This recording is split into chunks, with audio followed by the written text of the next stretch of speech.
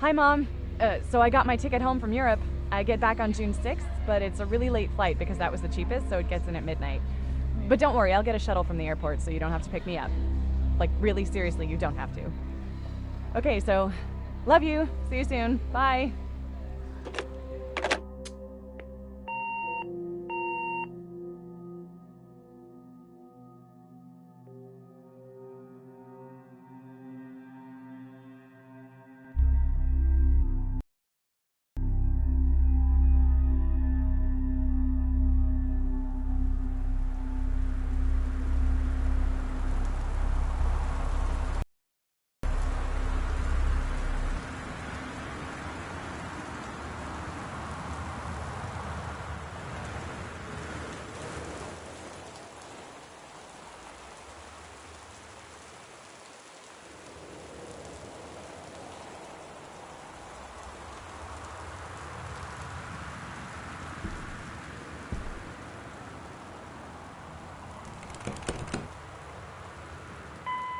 Hi, I'm Steve Gaynor. I'm the co-founder of the Fulbright Company. We made Gone Home. I was the writer and designer, and thank you for taking a look at our commentary mode. Whenever you find an icon like the one you just clicked on, you can find out a little bit more about the game. I want to thank everybody who's added commentary.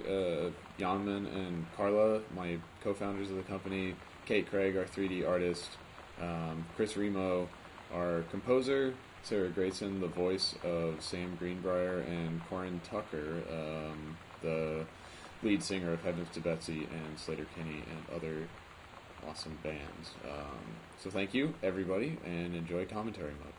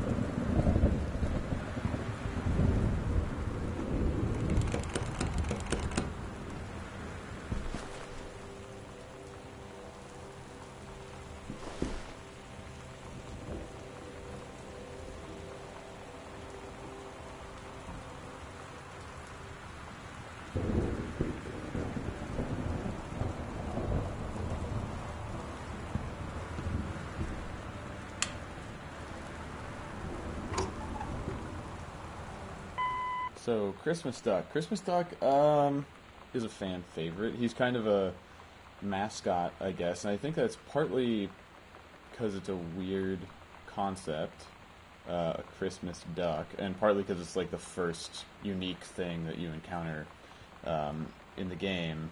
It's kind of personified as like a little character, but the thing is, Christmas Duck was not planned. When we were starting the project, we didn't have a 3D modeler because Kate came on a couple months after we started, and we needed a bunch of 3D models. And so I was just going through the Unity asset store. So I was going through the list and saw this Christmas duck, and I was like, "What is that?" Okay, and I grabbed it, and we used it as like a test object just to set up the system where you can grab stuff and carry it around. And then I ended up saying, "All right, we got this Christmas duck, I'll hide the key under it." And instead of replacing the free model with a totally different thing, just made a real version of it, and Carla modeled it, and Kate textured it, and we kept them in the game. And Dear Katie, so much has changed, even just since you've been away. We moved into this house. I'm in a new school, and my big sister being gone for a year doesn't make it any easier. It doesn't feel real. But I'm not gonna let it faze me. I used to tell you everything, and if I can't do it in person, because you're off gallivanting around who knows where, I'll tell it to this journal, just like I was talking to you.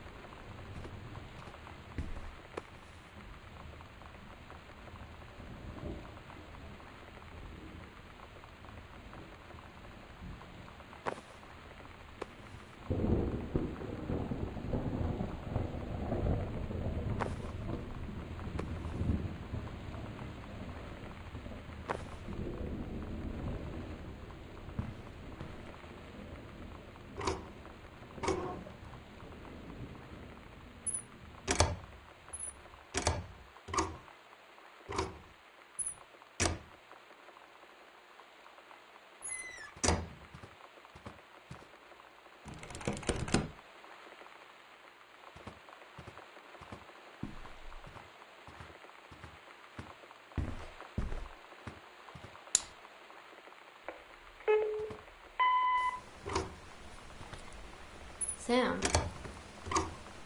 Sam. Hello. Sam.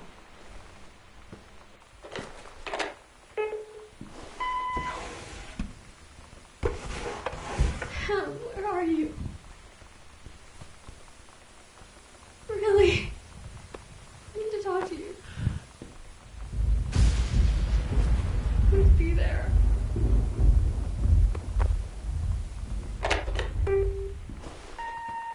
Hi, Mom. So I got my ticket home from Europe. I get back on June 6th, but it's a really late flight because that was the cheapest, so it gets in at midnight. But don't worry, I'll get a shuttle from the airport so you don't have to pick me up.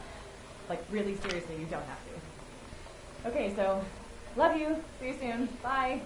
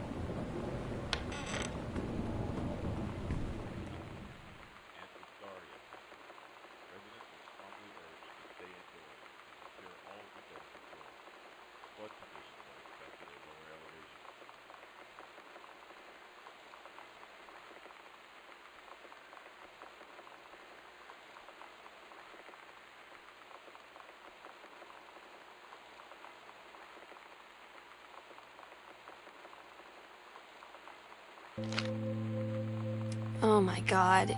You are so lucky you finished high school before we moved into this house. So, it's the first day of school, and there I am, introducing myself to the class. And I say that I just moved into the house on Arbor Hill. All of a sudden, every kid in the room turns and just stares like I suddenly transformed into a mutant. I just stood there, wishing pretty hard for a rewind button.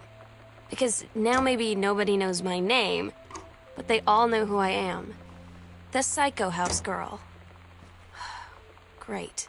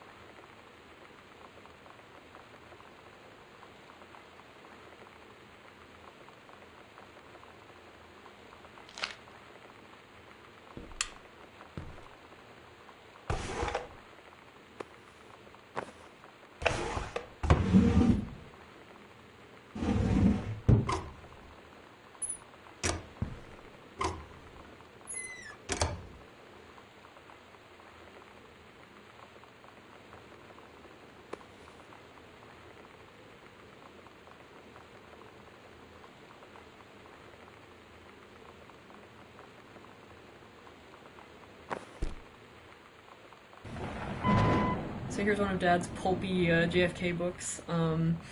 He's now moved on from primary sources to theories about how JFK was killed. However, this one purports to contain the truth. Yeah, the publishing company is a doofy inside joke because, you know, there's Harcourt Brace, the publisher that exists, and so I was trying to think of a good name for a publisher, and being a big nerd, I immediately thought of Harcourt Fenton Mudd, and how he basically sounds like a publishing company, so... You have to say who that is. No! Alright, fine. He's an awful character from Star Trek. Original Star Trek, which is called Mudd's Women, and also there's another one whose name an episode I can't remember for some reason. I'm Mudd. Ah, fuck! Yes, okay. Thank you. It's a Star Trek reference. You did it, Carla. What?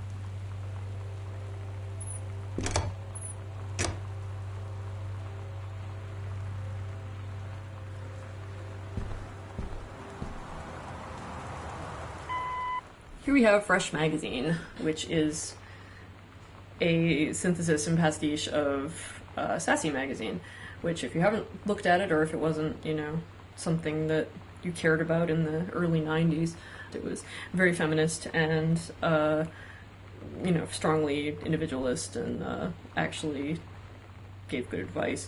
It was actually really good. Anyway, so yeah, this is the type treatment, the super grungy type treatment is totally indicative. That's how it used to be.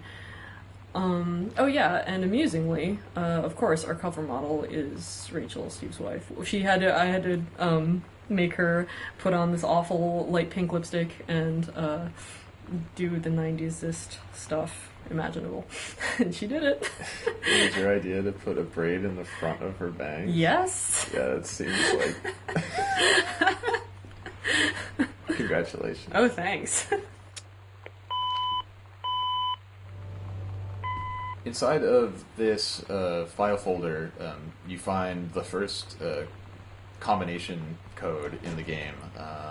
This code goes to Dad's locked filing cabinet, and it's 0451, which is a bit of traditions.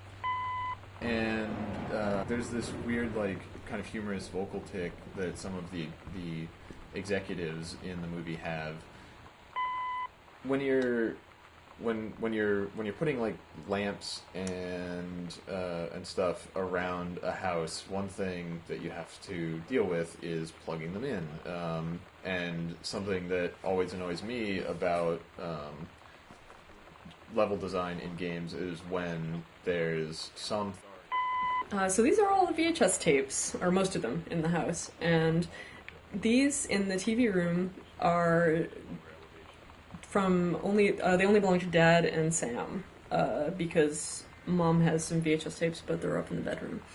And you can tell Dad's because he writes in a big, heavy, all caps style handwriting, and Sam. You know that feeling where the first moment you see someone, it's like they have a big gold star around them, and you have to get to know them? Well, there's this girl. I think she's a senior. She's usually dressed kind of punk, but sometimes I see her in this, like, army uniform, and she's always drawing in this notebook, looking so intense. I had no idea how I would ever, like, have an excuse to talk to her. Till I noticed she and her friends hang out and play Street Fighter at the 7-Eleven every day after school.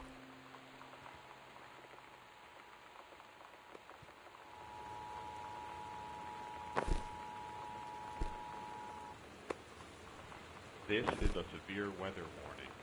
The Northwest Weather Service reports high winds and torrential rain conditions affecting the following counties: Austin County, Boone County, Dawn County, Takelma County, and Wistaria County. Residents are strongly urged to stay indoors and secure all windows and doors. Flood conditions are expected at lower elevations.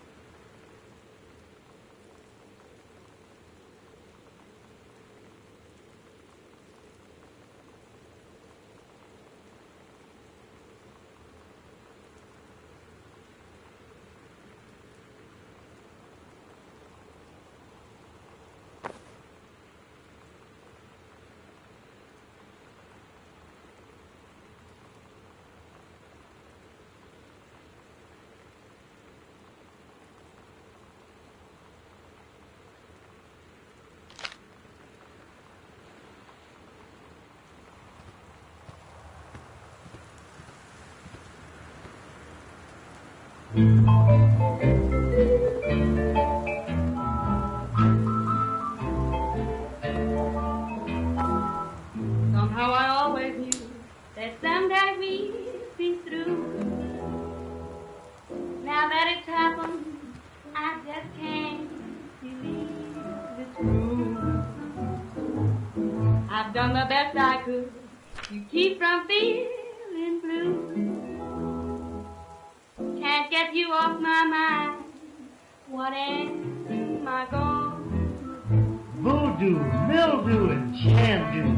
Why, Daddy, I didn't know you were there. I'm right here looking at you, honey. If it ain't me, it's my shadow. Do you think I sent you far away I ain't been nowhere. from me? I thought you'd stay away from me. Try to cut But hopelessly you got me now. You left your voodoo all around. I left my trunk in town. Thought I'd be-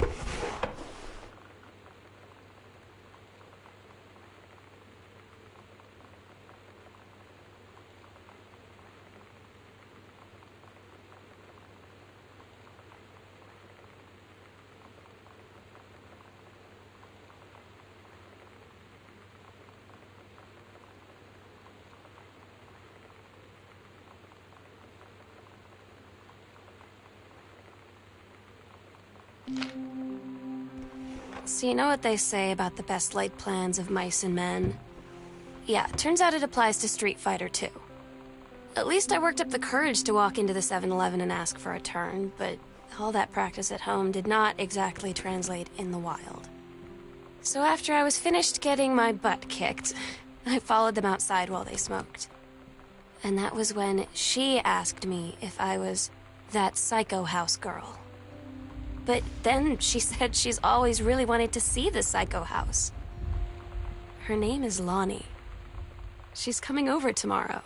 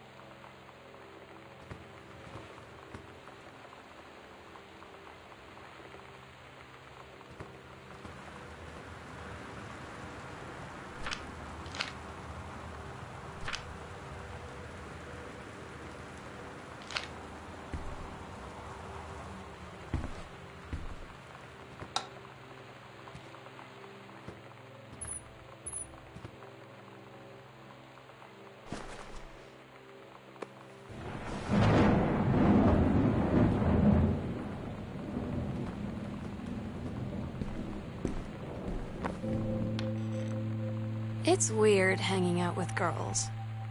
Daniel was around ever since I was little, and other girls? I don't know. But being around Lonnie is like instantly just right. I gave her the grand Psycho House tour and took my revenge on Super Nintendo. And it was like, I don't know. I finally found someone I feel normal around. I drove her home and she gave me this tape and said, "You have got to listen to this." I haven't stopped playing it since.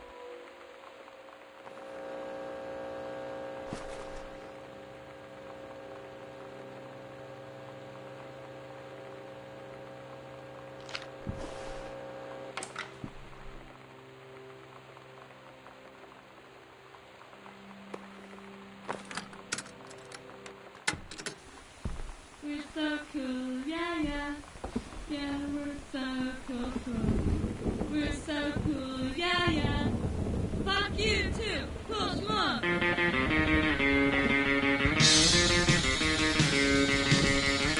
don't wanna sit around and talk about the water first. What's those good old days? I don't wanna wonder if you're gonna say hello. I don't wanna wonder if you're gonna walk away.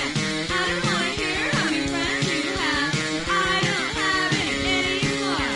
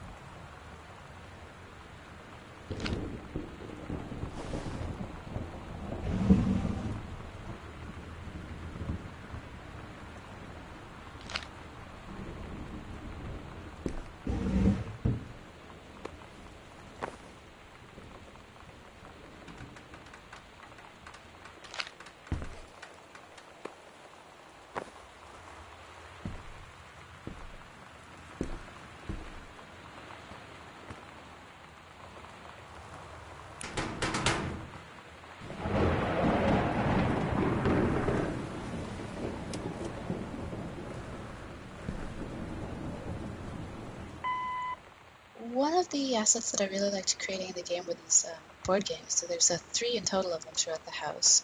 We had to focus on the getting the walls built and things like that. But I really like them. They're just a simple extruded cube. There's something about environment design that's really fun. There's really goofy aspect of it where you have to create fake brand names. You have to create fake toys and fake storefronts. Maybe my favorite is in the game Costume Quest, when you're going through the shopping mall, there's a store called Why Not Flip Flops, which always makes me really happy. But this one is a parody of Dream Phone, which is a awful game that came out in the early 90s, where you sit around a table with your girlfriends and you pick up this plastic pink phone and call these sexy boys, and you see which one likes you. It doesn't really suit Sam's personality exactly, but I figure maybe it was given to her by a well-intentioned relative who doesn't quite have her personality down.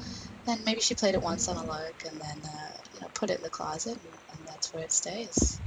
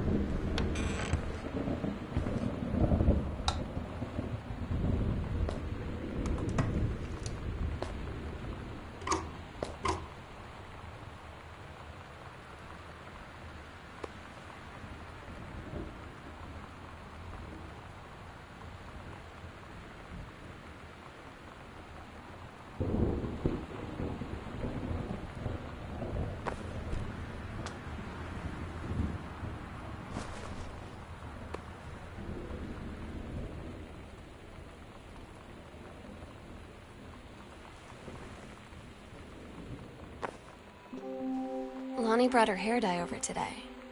She said, I need to fix these roots. Think you could help?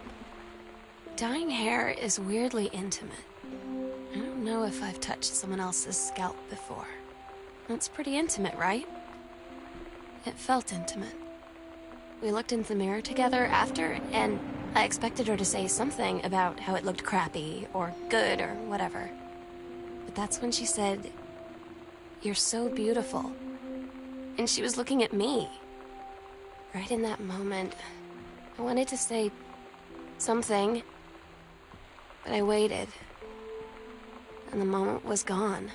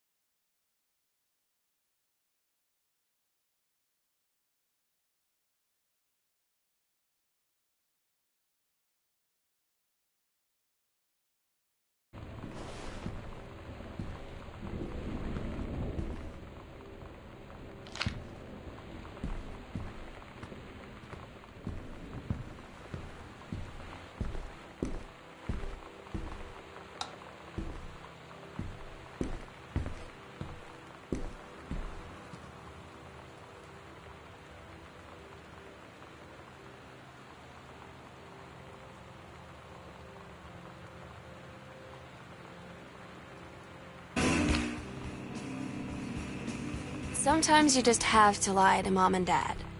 Like when Lonnie asked me to see a band with her and stay over at her friend's place in the city after. That's a lie to Mom and Dad's situation. But it was so worth it. The girls on stage were just so loud and real and awesome.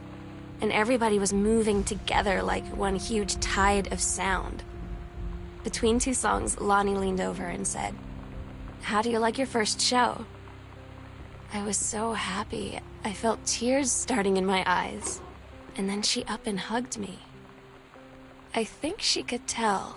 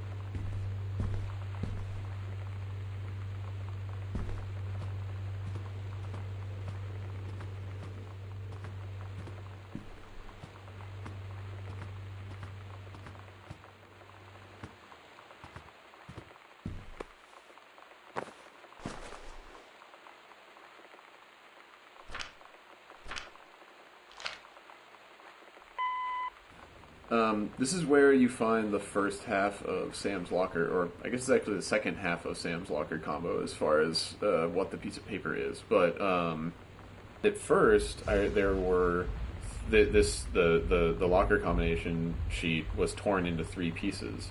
So you had 1 digit on each of them, and it was actually right before we sent out our IGF build to the judges.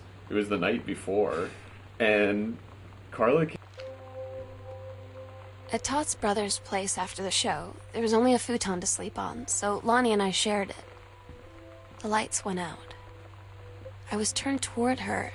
My eyes started to adjust, and then I could see she was looking at me, too. In the dark, she smiled. My heart was beating so fast. I rolled over. I felt so, I don't know, nervous. After a minute, she put her arm around me and was so close and whispered in my ear, "I really like you." I just nodded my head, and I really hoped she could tell. I really hope that she meant what I think she did. I felt like a shook-up can of soda ever since. I hope we have the chance to talk before I explode.